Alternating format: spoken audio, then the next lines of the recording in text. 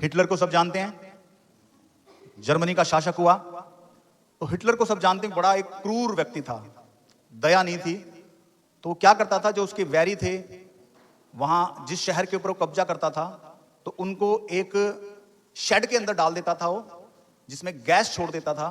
तो गैस से वो लोग मर जाते थे। कुछ लोगों को बंदी बना लेता था काम काज कराने के लिए, बहुत क्रूर था, उन्हें भोजन भी नहीं देता था। तो उनमें से जो छोटे बच्चे होते थे 10 से 12 साल की एज के, वो उनको अलग शेड के अंदर रख लेता था। और क्या करता था, उनको जूनियर गेस्टापो के नाम से ही बोलते थे। तो उन छोटे बच्चों को वो क्या करता था कि अलग रख लेता था, तो उनको रोटी नहीं देता था वो। मतलब 3 दिन बाद दे, आज दे दी, कल की कोई गारंटी नहीं है। तो उनको भूखा रखता था अधिकतर वो। तो क्या होता था, जब वो रोटी देते थे उन बच्चों को, मान लो 100 बच्चे शेड के अंदर हैं, तो रोटी फेंकते थे। तो क्या होता था कि वो लोग लड़ते थे, जिसके हाथ बच्चे की रोटी लग जाती थी वो खा लेता था और दूसरे लोग भूखे रह जाते थे। तो इसलिए उन बच्चों की शरीर की एक एक हड्डी को आप गिन सकते थे। जो पसलियां हैं वो नजर आती थी, गर्दनें उनकी सूख गई थी, आंखें बाहर आ गई थी, गाल पूरे पिचक गए थे। मतलब कि पूरा ढांचा दिखते थे दूर से, जैसे एक्सरे करते हैं ना, वो ऐसे नजर आते थे, क्योंकि खाना नहीं देते थे उनको। तो क्या हुआ जी, हिटलर मारा गया, है ना। हिटलर को मार दिया, उसका शासक खत्म हो गया। और जो बंदी थे उनको सबको छुड़ा लिया, उनमें बच्चों को भी छुड़ा लिया, जो बिल्कुल सूख गए थे क्योंकि रोटी नहीं मिलती थी। तो क्या हुआ, जब उन बच्चों को सरकार ने पनाह दी, उनको कपड़ा देने लगे, उनको अच्छा खाना देने लगे पेट भर के, लेकिन उन बच्चों को दिमागी समस्या हो गई। वो अचानक रात को उठ जाते थे, रोते थे, चिल्लाते थे। तो डॉक्टर्स उनका ट्रीटमेंट कर रहे थे, तो उनको समझ नहीं आ रही थी, भाई इनको अब अच्छा कपड़ा भी मिल रहा है, इनको भोजन भी मिल रहा है, लेकिन कैसे इनके दिमागी संतुलन को कैसे ठीक करें। रात को उठ जाते थे, चिल्लाते थे, रोते थे।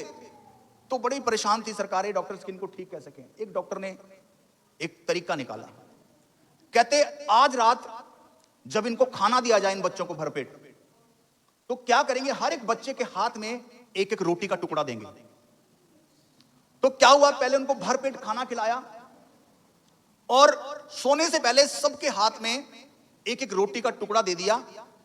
और वहां उस सरकार ने बोला, भाई ये जो रोटी है ना, ये आपके सुबह का खाना है, अभी तो आपने भरपेट खा लिया, ये तुम्हारे हाथ में है, सुबह खाना है इसको। बच्चे सो गए और रात को कोई भी बच्चा चिल्लाकर नहीं उठा, कोई भी बच्चा रोया नहीं, आराम से बच्चे सुबह उठे। क्यों? क्योंकि वहां पर उनको यह नहीं पता था कि सुबह रोटी मिलेगी नहीं मिलेगी, 3 दिन बाद रोटी मिलेगी नहीं मिलेगी। इसलिए जब रात को पेट भर के उन्होंने खाना खाया, उनके हाथ में रोटी दी, तो उनको आशा थी कि सुबेरे के लिए हमारे हाथ में रोटी है। इसलिए वो बिना चिंता के उठे, कोई चिल्लाना उनके जीवन के अंदर नहीं था, उनको आशा थी कि हमारे हाथ में रोटी है। मित्रों, आज आपके हाथ में भी परमेश्वर ने ऐसी रोटी दी है कि आपको चिंता करने की जरूरत नहीं है, आपको बोझ में आने की जरूरत नहीं है, आपको घबराने की जरूरत नहीं है कि कल के बारे में क्या होगा। क्योंकि परमेश्वर ने एक रोटी, जिसको हम परमेश्वर का जीवित वचन भी कहते हैं, आपके हाथ में दिया है। और यीशु ने कहा है, अगर तुम इसको खाओगे तो सदा जीवित रहोगे। हालेलुया। तो आज की सुबह जब आप प्रभु का वचन सुनते हैं, मैं चाहता हूं कि आप इस रोटी को अपने साथ लेकर जाएं, जो प्रभु का वचन है। और मैं कहता हूं, आपके पास एक आशा होगी, आपके पास एक उम्मीद होगी, और आप बहुत सारी बातों से आजाद हो जाएंगे, क्योंकि परमेश्वर का वचन एक रोटी के समान हमारे जीवन में काम करता है। हालेलुया।